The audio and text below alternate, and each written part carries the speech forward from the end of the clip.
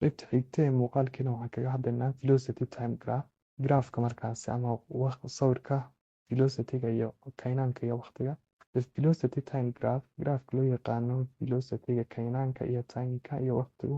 Shows waxayna tusayaa markaasi how velocity changes, how velocity-gu isku bedelayo with the time marka uu isbedelo markaasi waqtiguba. In drawing velocity time graphs, marka aan sawirayna markaasi velocity time graph-ka, we record waxaan diiwaan gelinaynaa markaasi qiimayaasha velocity-ga and time iyo sidoo kale kuwa waqtiga, taasoo loogu talagalay markaasi for the motion socodka ay walaacdu sameynayso. Velocity-gu waxa uu yahay markaasi dependent variable, doorsoomaha markaasi wax ku tiirsan, mar walba waxa uu ku tiirsan yahay qiimaha aan haysano time-ka. waxaan ku aasaynaynaa velocity-ga markaasi on the y axis, dhidibka y ama dhidibka vertical-ka jooga ah, and the time waqtigana markaas waxa uu noqonayaa independent variable, doorsoomaha aan waxba ku tiirsanayn.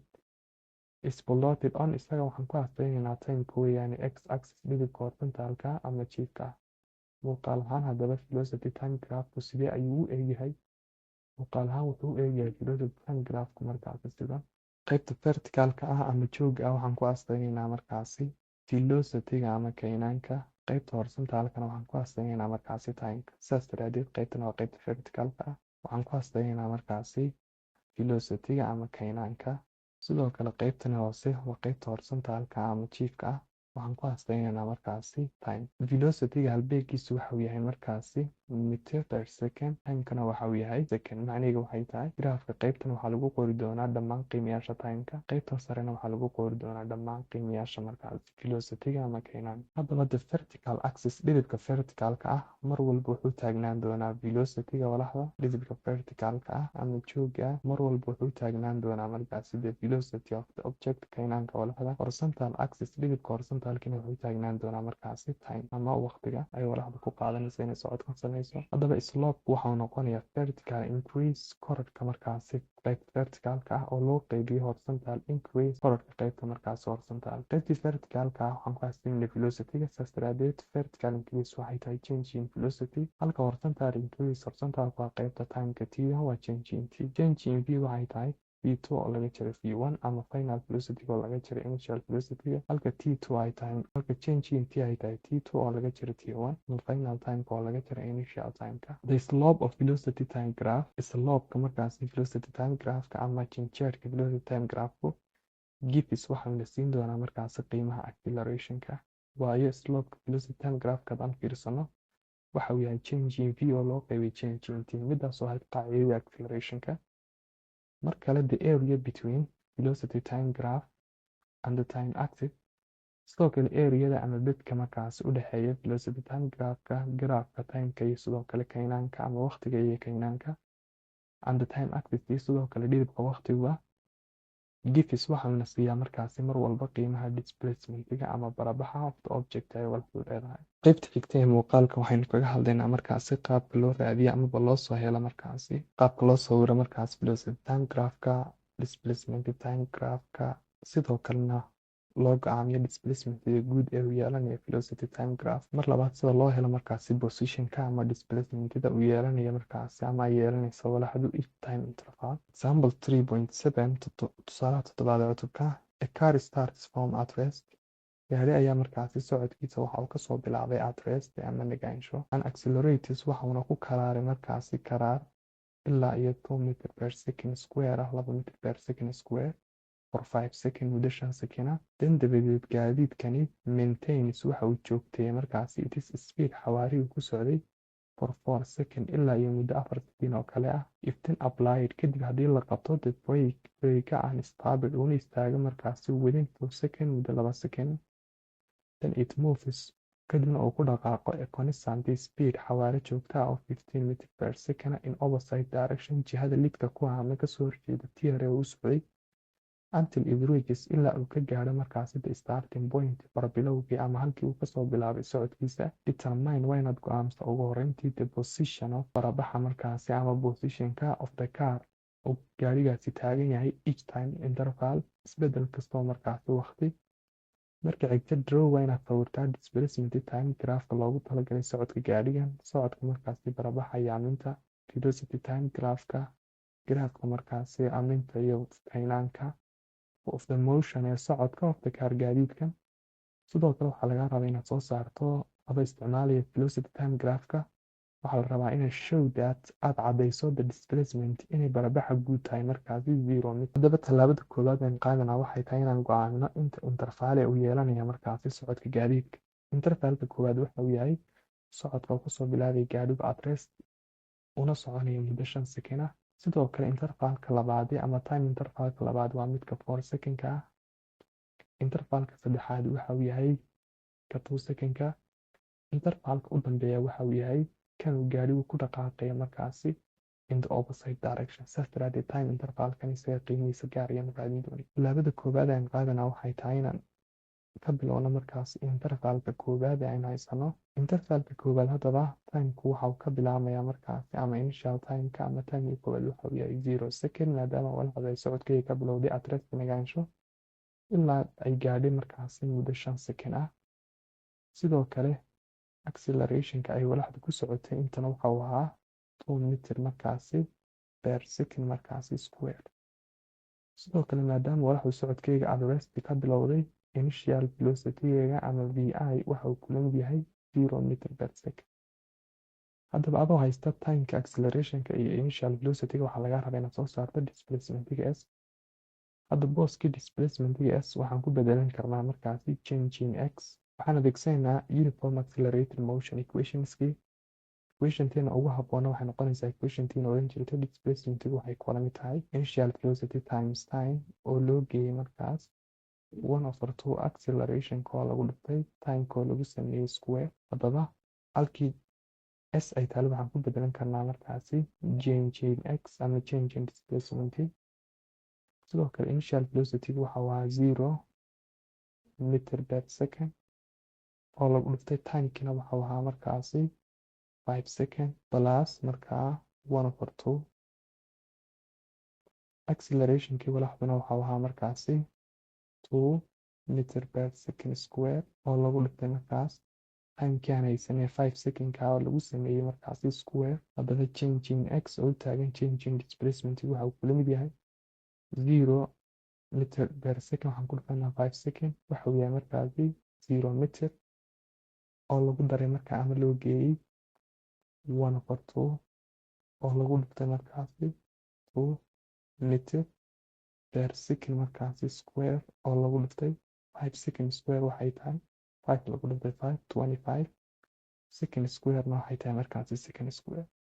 second square iyo second square waa isla mid oo isla bixi doonaa keliya laba waxaan ku dhifanaa 25 waxay tahay markaasi 50 loo qeybiyo markaasi 2 meter oo kula mid ah 25 markaasi meter. haddaba waxaan soo saarnay change in x oo taagan change in displacement-gu inay tahay 25 markaasi meter. aan xasuusnaana markaa change in x inay taagnaan karto markaas x1 oo laga jaray markaasi x0 ama displacement-ga koowaad oo laga jaray initial displacement-gii. sidoo noola mid ah hadda 25 markaasi meter. haddaba x1 waxay noola mid tahay 25 meter oo lagu daray markaas initial displacement-geena waxay tahay markaasi 0 meter noola mid ah 25 meter. saas daraadeed x1 oo taagan markaasi initial position ama positionka markaasi koowaad waxay noola mid tahay markaa 20 iyo markaasi 5 meter. time intervalkuna waxa waa 0 second ilaa 5 second. saas daraadeed waa 5 second oo lagu daray 0 second oo noola mida markaa 5 second oo keliya. aan raadina markaasi intervalka labaad displacement-giisa. intervalka labaad timekiisu waxa uu yahay markaasi 4 second. waa laga soo bilaabo 5 second oo ah kii koowaad ilaa la gaadhsiiya markaasi 4 second. kan waxa uu yahay intervalka labaad. intervalkan waxa inoo sheegay markaasi walaxdu inay ku socotay ama maintain garaysay ama ay joogtay its speed xawaare ay ku socotay intervalkii koowaad. haddaba intervalkii koowaad walaxda xawaaraha ay ku socotay muxuu ahaa ama velocity-geegu muxuu ahaa gaar ahaan markaasi final velocity-geegu. waayo walaxdu waxay kasoo bilowday socodkayga at rest nagaansho maadaama ay kasoo bilowdayna initial velocity-geegu waxa uu ahaa markaasi 0. hadduu 0 ahaa final velocity-geegu markaasi muxuu noqon doonaa. inagoo adeegsanayna timeka accelerationka iyo initial velocity-ga final velocity-ga waan heli karnaa oo final velocity-ga waxaa lagu helaa mar walba qaacidii koowaad ee markaas uniform accelerated motion equationskii initial velocity plus markaasi acceleration times time ayaa lagu helaa. Haddaba final velocity-gu wuxuu inoola mid yahay markaa initial velocity-ga walaxdu ahayd 0 meter per second oo lagu daray markaas acceleration-kii walaxdu waxuu ahaa 2 meter per second square oo lagu dhuftay markaasi time-kii oo ahaa markaasi 5 second waa 0 meter per second oo lagu daray markaa 5 lagu dhuftay 2 waxay tahay markaasi 10 second square iyo second isku qaybin karnaa waa meter per second oo keliya eber loo geeyey markaasi 10 waa 10 meter per second iyo meter per second waxaan kasoo qaadanaa hal mid oo keliya. saas daraadeed xawaarihii walaxda ay joogteynaysay ama final velocity waxuu inoola mid yahay 10 markaasi meter per second. sidoo kale timekuna waxuu inoola mid yahay hadda 4 markaasi second ilaa iyo markaas 5 second. hase haatee markaan soo saarno displacement-ga waxaan adeegsan doonaa markaasi 4 second. timekuna wuxuu inoola mid yahay 4 second. haddaba displacement-gii ama change in x ayaa lanaga rabaa inaan soo saarno inagoo adeegsanayna markaasi velocity-ga time-ka labadaas oo keliya. aan xasuusana markaa mar kale velocity-ga in lagu heli jiray markaas displacement-ga ama change in x oo loo qeybiyo markaasi time-ka. tani waa qaacidadii velocity-ga aynu naqaanay. hadda waxaynu u baahannahay change in x. sidaas daraadeed change in x waxay noola mid tahay velocity-ga waxa hooseeya waa 1 oo lagu dhuftay markaasi change in x waa change in x v oo ah markaasi final velocity-ga waxaan ku dhufanaynaa time-ka t. sidaas daraadeed waa v times markaasi t. haddaba change in x waxay kula mid tahay velocity-ga waan haysana markaasi 10 meter per second oo lagu dhuftay time-kii waan haysana markaasi 4 second. haddaba change in x waxay noola mid tahay second iyo second waa isla baxayaan 10 lagu dhuftay 4 waa 40 markaasi meter. haddaba marka aan joogno intervalka labaad kan waxuu yahay markaasi interval 2 waa inaan maanka ku haynaa waa intervalkii markaasi 2 ama 2. marka aan joogno displacement-gi waxay noqonaysaa displacement 2 iyo sidoo kale displacement 1. saas darteed change in x maadaama ay kula mid tahay markaasi 40 meter change in x waxaan ku bedelaynaa booskeega x2 oo laga jiray markaasi x1 midan oo kula mida markaasi 40 meter.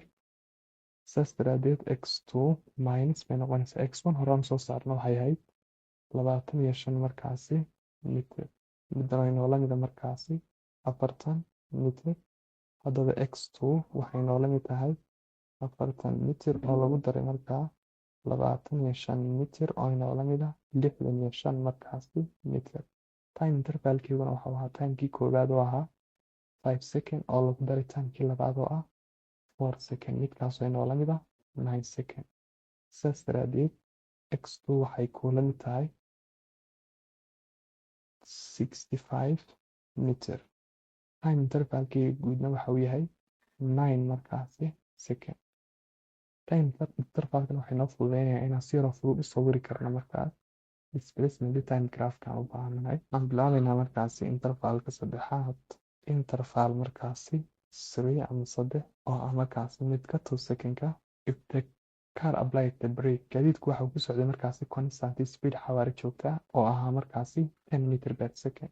xawaarihi haddaba 10 meter per second-ka uu ku socday waxuu ahaa final velocity. saas daraadeed hadda maadaama gaadiidka la qabtay brake-ga final velocity-giisu waxuu noqon doonaa 0 meter per second.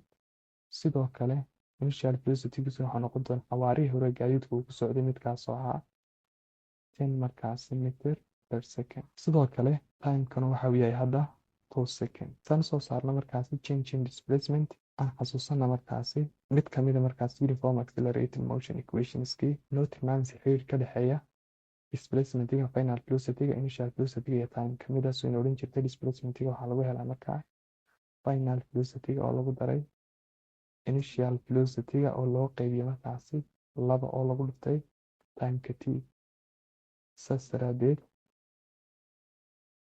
halkii ay taalay markaas displacement-ga markaasi s waxaan ku bedelaynaa change in x inay noola mid tahay halka final velocity ku yaala waxaan ku bedelaynaa markaasi qiimihiisa midkaasoo ah 0 markaasi meter per second oo lagu daray halka uu yaalo sidoo kale initial velocity waxaan ku bedelaynaa qiimihiisa oo ah markaasi 10 meter per second oo loo qeybiyo markaa oo lagu dhiftay timeka markaasi timeka t-na waxa uu yahay qiimihiisu 2 second. haddaba gene x hadda waxay noola mid tahay eber oo loo geeyo 10 waxay tahay markaasi 10 meter per second iyo meter per second hal mid ayaa kasoo qaadan doona oo loo qeybiyey 2 oo lagu dhiftay markaas timeka markaasi 2 second-ka 10 loo qeybiyo 2 markaa waxay tahay 5 meter per second oo lagu dhiftay timekii oo ahaa 2 second.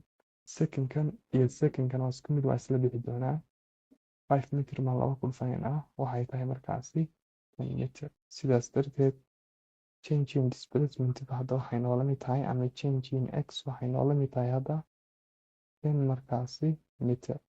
change in x markaan taaganay intervalka saddexaad waxay tahay markaas x3 oo laga jaray markaasi intervalkii kan ka horreeyay oo ahaa x2 middan way noola mid ahayd markaasi 10 meter. haddaba x3 bay noqonaysaa minus halkii x2 ay taalo waxaan ku bedelaynaa markaasi qiimihii x2 aan haysanay. qiimaha x2 aan haysanay waxa uu ahaa markaasi 65 meter 65 markaasi meter oo middan oo kula mid ah 10 meter. x3 waxay kula mid tahay markaa 10 meter oo lagu daray 65 markaasi meter middan ay noola mid ah 75 markaasi meter. saas daraadeed x3 waxay noola mid tahay 75 markaasi meter. time intervalkana waxa waa 9 second waxaan ku daraynaa markaasi 2 second-kan waxuu noqonayaa 11 markaasi. intervalka ugu dambeeyay waxa uu yahay markaasi kan soo socda. waxaan galaynaa intervalka xiga midkaasoo ah markaasi interval 4. intervalka afraad marka aan taaganahay walaxdu waxay ku socotaa constant speed xawaare joogta ah. xawaarahaasoo ah markaasi 15 meter per second oo jihade ah opposite direction jihada ay walaxdu ujeedo jiha ka duwan. saas daraadeed velocity ay walaxdu ku socotaa waxa uu yahay ama final velocity walaxdan ay ku socotaa waxa uu yahay minus 15 markaasi meter per second. si aan la change in x mar labaad waxaan adeegsanaa qaacidadii guud ee markaasi displacement-ga midaasoo oran jirtay velocity waxaa lagu helaa change in displacement-ga loo qaybiyey timeka. halkan waxaan kasoo dhex saaranaa markaasi timeka. velocity-gan waxaa hooseeya u ah markaasi 1 velocity-gan waxaa hooseeya u ah 1 intaa waxay ka dambeysay wither baan isku dhufaynaa. saas darteed resultiga kasoo baxaya waxay tahay velocity-ga lagu dhiftay timeka t waxay kula mid tahay change in x.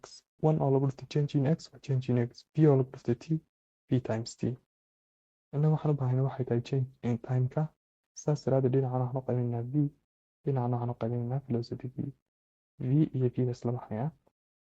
saas daraadeed timeka waxaa lagu helayaa change in displacement-ga oo loo qaybiyay markaasi velocity-gaan haysano. hadda maadaama aan taaganahay intervalka afraad change in x ama change in velocity waxa uu noqon doonaa x markaasi 4 oo laga jaray x3 oo loo qaybiyay markaasi velocity-ga v. halkaas x4 ay u taagan tahay displacement-ga intervalka afraad. haddaba timeka waxa uu noola mid yahay x4 wax qiimo aan haysanaa hadda ma jirto oo waxa uu yahay markaas qiimihiigu 0 oo laga jaray x3na qiimihiigu waxa uu ahaa 75 maadaama ay walaxdu ku laabatay markaasi it is initial position boos bilowgeygii x4 waxay noqon doontaa markaasi 0 meter minus x3na waxay tahay horaan soo saarnay 75 meter minus 75 meter oo loo qaybiyey velocity-ga haysanayna waxa uu yahay 15 markaas ama minus 15 meter per second. meter iyo meter isla baxaya waa minus 75 meter oo loo qaybiyo markaa minus 15 second midaas way noola mida 3 markaasi second. saas daraadeed x4 ama displacement-ga afraad waxay tahay markaas 0 meter. intervalkin waxaa isku bedelayaa markaa intervalkeeguna waxa uu yahay 11 oo lagu daray 5 second 16 markaasi second.